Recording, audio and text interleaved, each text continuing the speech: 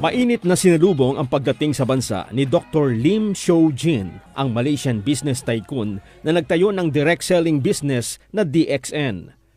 Nataon naman ito sa pagdiriwang ng anibersaryo ng diplomatic relations ng Malaysia at Pilipinas.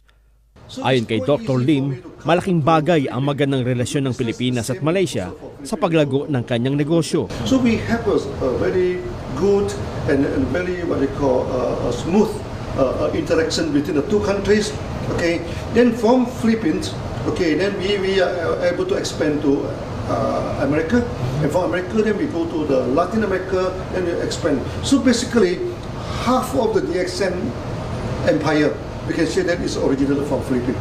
Kabilang sa pinuntahan ni Dr. Lim ang kanilang head office sa Pilipinas na nasa Quezon City. Pagkatapos ay nagtungo rin ito sa Davao City at sa Baguio City kung saan nagsagawa siya ng leadership training. Plano na rin ng kumpanya na magtayo ng sariling planta sa Pilipinas kung saan inaasahang makikinabang ang mga nasa sektor ng agrikultura.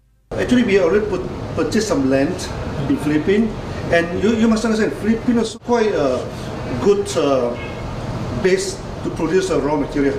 Okay, and we have a lot of technocrats here, especially in agriculture sector. Philippines is very good, very advanced in agriculture sector. And DXN, basically, we are agro company. Okay, we are doing with mushroom, with spirulina, with this enzyme. All these things we need a lot of raw material, and Philippines are full of that. So there is some planning to set out some facility in Philippines. We also will come up with a social economy. Is a thing to interact with the farmers, to interact with the locals. Okay, so that maybe we will share some experiences to them. May payo naman si Dr. Lim sa mga gustong magtagumpay sa negosyo. Una, dapat ay gusto mo ang iyong ginagawa. I think to successful in any business, first thing first, you need to do something that you wanted to do. You never do anything that against your wish, okay? And if the thing you wanted to do, and there must be a purpose in your business, okay? They must serve some purpose, no? That in this social economy stance. So when the purpose is good and it's something that you would like to do, so you will do it every day. So when the time's long enough, you'll be successful. Hindi rin anya dapat ikahiya na magsimula ng simple at maliit na negosyo dahil ganito rin sila noong nagsisimula pa lamang. Subalit ngayon ay isa ng worldwide business sa loob lamang ng ilang taon. We started DXN in a very small scale, okay? A very simple office with 1 or 2 workers only, and a very simple farm, 6 to 7 workers in the farms, and also a very small factory.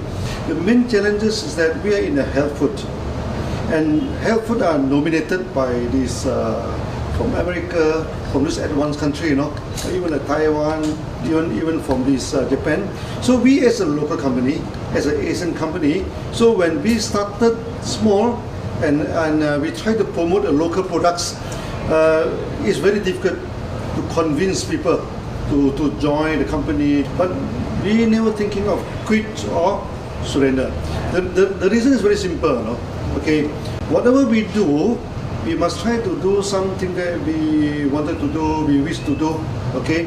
And if we feel that what we are doing is of good to ourselves, to the society, to the people, then these are feel good factors will always push us forward. So there's not a single instant or whatever that we feel like quitting. Ang tagumpay ng kumpanya ni Dr. Lim ang siya namang nagsisilbing inspirasyon ngayon sa marami nating kababayan na naniniwalang kung nagawa ng iba, magagawa rin nila. Para sa Eagle News, Nelson Lumao, I'm one with 25.